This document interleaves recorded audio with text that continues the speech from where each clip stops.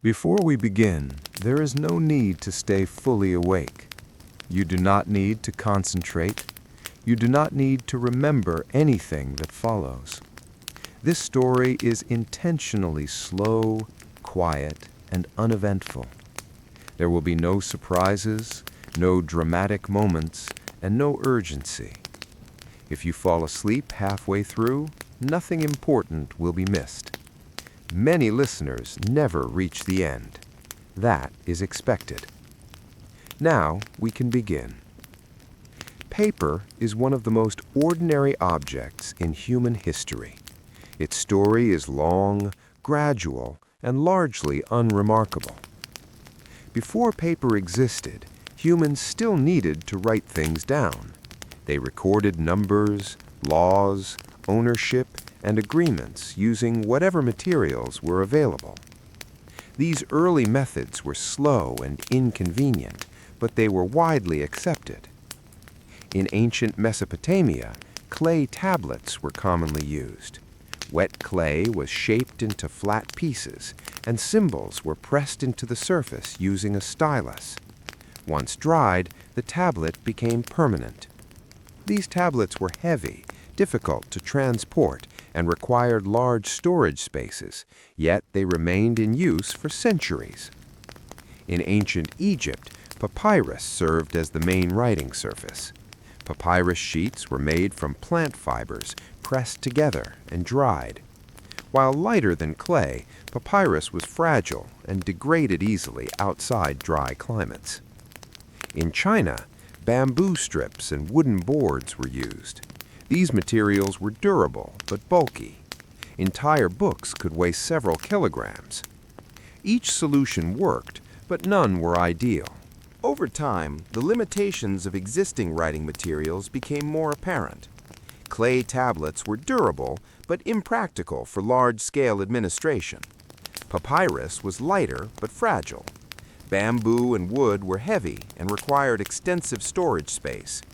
As populations grew and governments expanded, the need for a more efficient writing surface increased. In early China, attention gradually turned toward plant fibers. These fibers were already used in textiles and rope making. Leftover material from these industries created waste that had limited use. It was eventually discovered that when plant fibers were soaked in water and beaten repeatedly, they separated into a soft pulp. This pulp could be spread thinly over a flat surface. When dried, it formed a sheet that could accept ink. The earliest versions of these sheets were inconsistent. Thickness varied from one section to another. The edges were uneven. Some sheets absorbed too much ink, while others absorbed too little. Despite these flaws, the material was usable. It could be produced using widely available resources, and it did not require specialized animal products or rare plants. Over time, small improvements were made. The fibers were beaten for longer periods. The pulp was mixed more evenly with water. The drying surfaces became smoother. These changes did not occur quickly. There were no written manuals describing best practices. Knowledge was transferred through observation and repetition. Papermaking remained a manual process, relying heavily on physical labor. By the early 1st century CE, fiber-based paper was being used in limited administrative contexts. It was not yet considered superior to bamboo or silk, but it was noticeably lighter. This made transportation easier. Storage required less space. As government record-keeping increased, demand for writing materials grew steadily. Tax records, census documents, legal decisions, and internal correspondence all required reliable surfaces. Bamboo strips continued to be used, but they became increasingly inconvenient for large archives. During the Eastern Han Dynasty, attention toward improving paper production intensified. The imperial court required materials that could be produced consistently and in large quantities. It was within this environment that formalization became necessary. In 105 CE, a court official named Kai Lun presented a refined paper-making method to the emperor. Kai Lun did not claim to invent paper.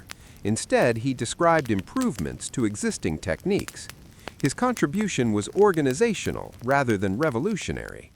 The materials used in Kai Lun's method included mulberry bark, hemp waste, old rags, and fishing nets. These materials were soaked in water and then beaten until the fibers separated completely. The resulting pulp was suspended in water and poured onto a flat mold made from bamboo strips. Excess water drained through the mold. The thin fiber layer that remained was pressed and dried. Once dry, the sheet could be removed and used for writing. The importance of Kai Lun's method lay in its repeatability. The steps could be followed in sequence. The materials were inexpensive. The results were reasonably consistent. Following this presentation, paper production increased gradually. The imperial court encouraged its use for official documents. Over time, paper began to replace bamboo slips for many administrative purposes. This transition did not happen suddenly. Bamboo remained in use for decades. Some officials resisted change. Others adopted paper selectively. The shift occurred through practicality rather than preference. As paper usage expanded, production centers began to develop near water sources. Rivers provided water for soaking fibers and washing pulp. Water-powered hammers were later introduced to assist with fiber beating, though much of the work remained manual. Paper quality varied widely. Some sheets were thin and smooth. Others were coarse and uneven. Different regions favored different fiber mixtures. There was no standardized measurement of quality. Paper was used not only for writing, but also for wrapping and packaging. It was folded, cut, and pasted. These uses further increased demand. By the 3rd century CE, paper was firmly established as a common writing surface in China. Private correspondence, literary works, and educational texts increasingly relied on paper. Calligraphers developed techniques suited to paper's absorbency and texture. As paper became more common, the need for durability increased. Experiments were conducted to reduce ink bleeding. Starches and plant-based sizing agents were applied to finished sheets. These treatments improved writing clarity, but added additional steps to production. Papermaking remained labor-intensive. Each sheet required individual attention. Production volumes were limited by human capacity. Despite this, paper proved advantageous. It was lighter than bamboo, it required less storage space, it could be produced using waste materials.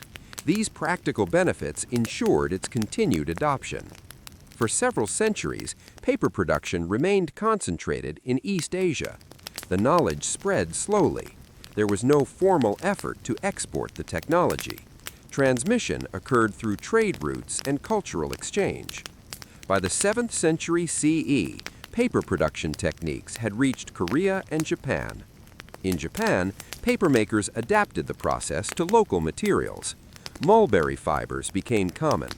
Japanese paper emphasized strength and flexibility. The spread of paper beyond East Asia occurred gradually. Merchants carried paper goods. Travelers observed production methods. Over time, knowledge transferred westward. In the mid-8th century, paper production appeared in Central Asia. Paper mills were established in cities along trade routes. These mills supplied administrative centers and scholars. Paper eventually reached the Islamic world, where it was adopted for official documents and manuscripts. Compared to parchment, paper was less expensive and easier to produce in large quantities. Islamic scholars and artisans improved paper quality further. They refined sizing methods and introduced polishing techniques. Paper surfaces became smoother and more suitable for detailed writing. By the 10th century CE, paper had largely replaced papyrus in many Islamic regions. Libraries expanded. Book production increased. Written knowledge became more accessible. Throughout this period, paper production remained constant in pace. Improvements were incremental. There were no sudden transformations. Paper simply continued to exist. In the Islamic world, paper production became an established craft rather than an experimental process. Mills operated in predictable ways. Fibers were soaked, beaten, spread, pressed, and dried. Workers specialized in individual steps. Output increased slowly but steadily. Paper was used extensively for administration. Contracts, tax records, legal opinions, and correspondence were written on paper. Religious texts were also copied onto paper, though parchment continued to be used for some purposes. Over time, paper proved adequate for long-term storage when kept in dry conditions. The spread of paper into Europe occurred gradually through contact with the Islamic world. Trade routes across North Africa and the Iberian Peninsula played a significant role. By the 12th century, paper production had begun in parts of Spain and Italy. Early European paper mills followed methods learned from Islamic producers. Water-powered mills were built near rivers. Linen and hemp rags were collected as raw materials. These rags were sorted, beaten, spread, pressed, and dried. European paper initially faced resistance. Parchment was considered more durable and respectable. Some institutions distrusted paper, believing it to be less permanent. Despite these concerns, paper's lower cost made it difficult to ignore. As literacy increased, demand for writing materials grew. Universities required books, merchants required records, governments required documentation. Parchment could not meet this demand efficiently. By the 13th century, paper mills were operating in several Italian cities, including Fabriano. These mills introduced incremental improvements, such as watermarks and improved sizing techniques. Watermarks served as identifiers rather than decorations. Paper production in Europe remained manual. Sheets were formed individually using molds. Drying racks filled large rooms. Production volume depended on labor availability. The invention of the printing press in the mid-15th century increased demand for paper significantly. Johannes Gutenberg's movable type press required large quantities of uniform sheets. Paper mills expanded to meet this need. Printing did not change papermaking immediately. The same methods continued. What changed was scale. More mills were built, more workers were employed. Throughout the 16th and 17th centuries, paper production expanded across Europe. Mills appeared in France, Germany, England, and the Netherlands. Each region adapted the process slightly based on available materials. Rags remained the primary raw material. As demand increased, rag shortages became common. Governments introduced regulations to control rag collection. In some areas, exporting rags was prohibited. Paper quality varied.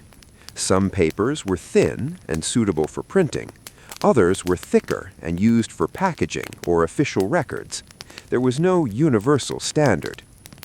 In the 18th century, demand for paper continued to rise.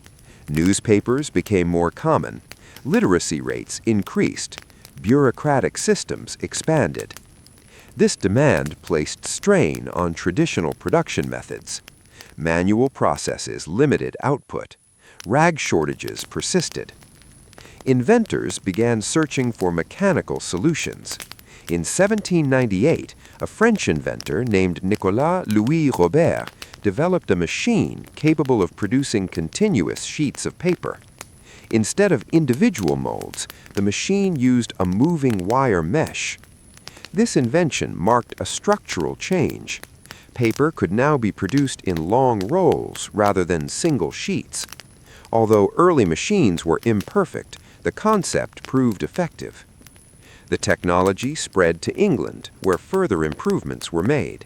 Steam power was introduced. Output increased significantly. During the 19th century, paper production became increasingly industrialized. Machines grew larger. Production speeds increased. Human labor shifted toward monitoring and maintenance. A major change occurred with the introduction of wood pulp as a raw material. Trees were abundant and renewable. Chemical processes were developed to break down wood fibers. Wood pulp reduced reliance on rags. Paper became cheaper. Production volumes increased further. By the late 19th century, paper was widely available. Books, newspapers, packaging, and official documents relied on paper heavily. The material became ordinary. In the 20th century, paper production became standardized. Quality grades were defined. Machines became more efficient. Chemical additives improved strength and appearance. Paper use expanded into new areas, including disposable products and industrial packaging. Environmental concerns emerged later, but did not immediately alter production methods. Throughout all these changes, the fundamental purpose of paper remained the same. It served as a surface for writing, printing, and wrapping. There were no dramatic turning points. Improvements occurred gradually. Adoption followed practicality rather than enthusiasm. Paper continued to exist in predictable ways. As digital technologies emerged in the late 20th century, paper use declined in some areas. However, it remained present in others. Offices reduced paper consumption. Packaging demand increased. Today, paper production continues globally. Mills operate continuously. Processes are automated. Standards are regulated. Paper remains an ordinary material with an unremarkable history defined by slow progress and practical necessity. This concludes nothing in particular. The story does not end. It simply stops being interesting. After the late 20th century, paper did not disappear. Instead, its role adjusted quietly. Offices reduced some paper use due to computers and digital storage. At the same time, paper consumption increased in packaging, shipping, and disposable products. These changes occurred gradually and without clear milestones. Recycling became a routine part of paper production. Used paper was collected, sorted, and processed into pulp again. This pulp was mixed with new fibers to maintain strength. Recycling reduced waste, but added additional steps to production. The process was standardized over time. Governments introduced regulations concerning forestry and emissions. Paper mills adapted by modifying chemical processes and improving efficiency. These changes were technical rather than visible. Production continued largely uninterrupted. Different categories of paper became more defined. Printing paper, packaging board, tissue paper, and specialty papers were manufactured separately. Each type followed specific requirements for thickness, absorbency, and durability. Automation increased. Human involvement decreased. Machines monitored machines. Output was measured continuously. Errors were corrected routinely. Despite predictions of a paperless future, paper remained in use. It was reliable. It required no power source to function. It could be stored without complex systems. In daily life, paper remained unnoticed. Receipts were printed, boxes were folded, forms were filled out. None of this required attention. Paper did not evolve dramatically. It did not reinvent itself. It continued to serve basic functions in predictable ways. There is no final conclusion to this history. Paper is still being produced, it is still being used, and it is still largely unremarkable. The account simply reaches a stopping point. Paper continued to be an integral part of daily life throughout the 21st century, although its role gradually shifted in certain domains. Offices increasingly adopted digital storage and electronic documentation. Word processors, spreadsheets, and cloud systems replaced some traditional forms of paper usage. Many organizations encouraged employees to reduce printing. Meetings increasingly relied on screens rather than handouts. Despite these changes, Paper did not disappear. It remained essential for forms that required signatures, legal contracts, packaging, and specialized industrial applications. The evolution of paper usage in the modern era was slow and incremental. There were no sudden innovations that transformed the way paper functioned. Instead, adaptations occurred in response to practical considerations. Paper mills adjusted production schedules based on fluctuating demand. Recycling programs expanded gradually. Regulations regarding sustainable forestry became more common. Chemical additives were modified to minimize environmental harm. Reforestation programs were implemented to offset resource consumption. These practices were adopted gradually and became standard industry procedures. In education, paper maintained a substantial presence despite digital alternatives. Notebooks, examination sheets, and classroom handouts continued to rely on paper. Printing of textbooks remained a large-scale activity, though digital versions were increasingly available. Libraries retained collections of printed books alongside e-books, and archival practices continued to prioritize the longevity of paper materials. Preservation techniques, such as controlled storage environments and protective bindings, ensured that documents and books could survive for decades, if not centuries. Newspaper production also persisted, although circulation patterns shifted. Many publications introduced digital editions while maintaining paper versions. The content of newspapers evolved slowly, but the format of the physical sheets followed long-established conventions. Paper quality, ink formulations, and printing presses were refined incrementally, prioritizing legibility and durability. The design and layout of pages adhered to predictable standards. Paper's role in administrative and legal functions remained consistent. Contracts, deeds, permits, and certificates required physical copies. These documents were filed in archives that were maintained according to strict organizational protocols. Even as digital scanning became common, original paper copies were often retained for verification purposes. Paper's reliability as a static, tangible medium ensured its continued importance in legal and governmental contexts. Industrial applications of paper also expanded steadily. Packaging industries relied on corrugated cardboard, wrapping materials, and paperboard. Specialized papers were used in insulation, filtration, and technical processes. These applications required specific fiber compositions, thicknesses, and coatings. Mills adapted production to meet these requirements, introducing controlled processes to maintain consistency. Each adaptation followed a systematic methodology, and changes were documented for reproducibility.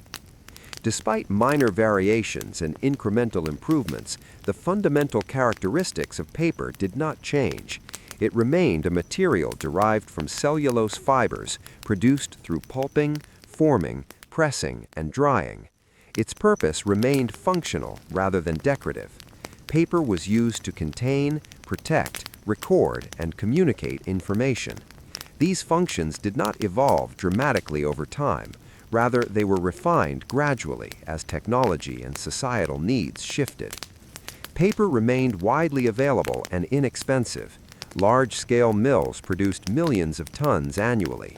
Distribution networks ensured delivery to industries, offices, schools, and households. Retail stores stocked paper in various forms: notebooks, printer sheets, tissue rolls, packaging materials. Availability was predictable and reliable.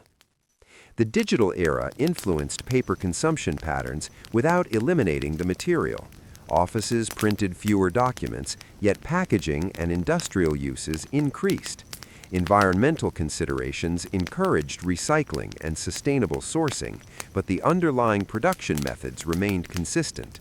Technological interventions optimized efficiency rather than fundamentally transforming the material. Throughout this period, paper's history continued without dramatic incidents. There were no revolutions or sudden shifts. Changes occurred incrementally, often unnoticed by the general public. Each improvement was documented, monitored, and gradually implemented.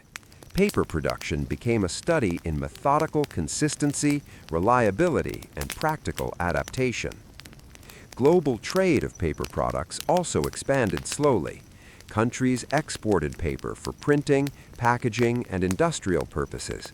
Mills adhered to international standards to maintain quality during transportation. Customs, tariffs, and logistical considerations influenced the movement of paper, but these factors were routine and predictable. Educational, administrative, industrial, and personal uses persisted. Paper remained ubiquitous yet unremarkable. It served its functions without attracting attention. Individuals rarely considered the long history of paper when handling receipts, books, or packages. The material's continued relevance relied on its practical utility, not novelty or excitement. By the early 21st century, paper had achieved global saturation. Almost every household had paper products, from notebooks to tissue to packaging. Schools relied on paper for exercises and tests.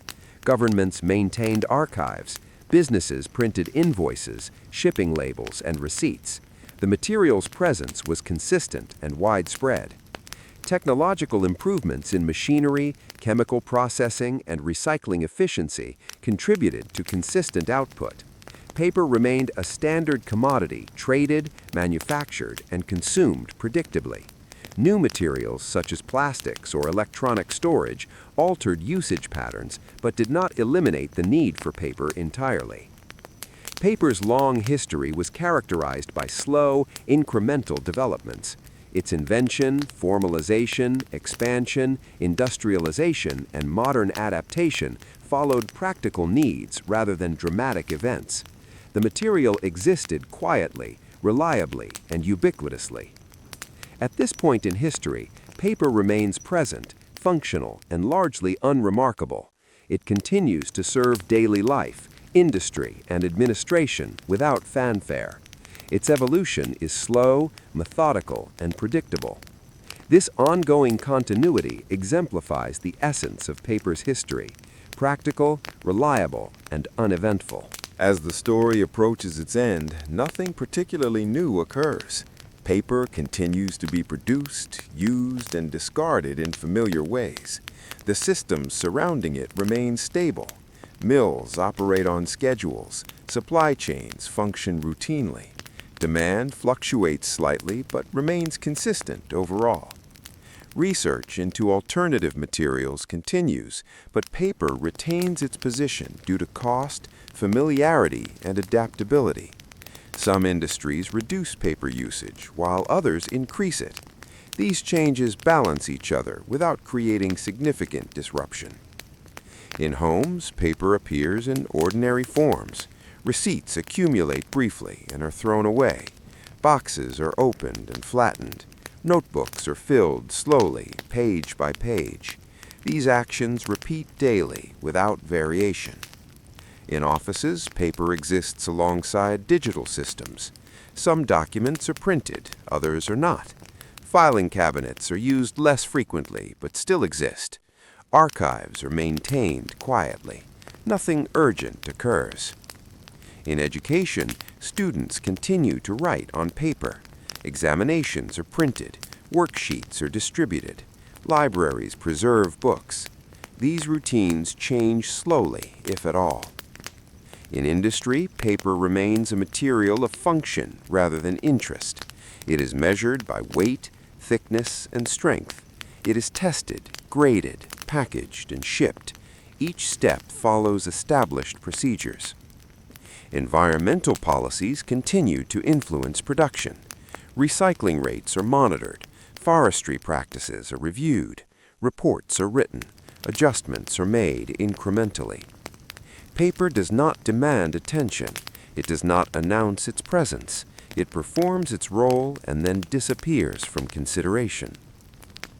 There is no final chapter in the history of paper. There is no conclusion that resolves anything. Paper does not progress toward an endpoint. It simply continues. If paper were removed tomorrow, its absence would be noticed. Because it remains, it is ignored. This is not a dramatic ending. Nothing changes at the last moment. No summary is required. The history reaches a stopping point only because the telling stops. Paper remains where it has always been, quiet, functional, and unremarkable. And now there is nothing left to add.